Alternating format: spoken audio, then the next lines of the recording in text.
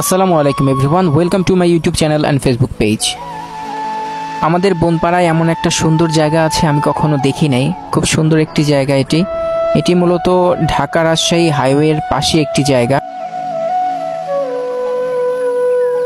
এখানে বসলেই একদম মনটা জুড়িয়ে যায়।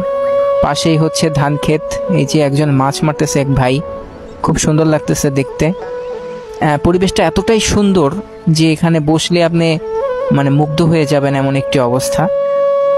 ওপরে নীল আকাশ, তুলার মতো মেঘ উঠছে, নিচে মিষ্টি বাতাস। কি অসাধারণ একটি জায়গা। কখনো যদি মন খারাপ হয়, এরকম সুন্দর স্থানে এসে বসবেন। প্রকৃতি দেখে এমনিতেই মনটা ভালো হয়ে যাবে ইনশাল্লাহ।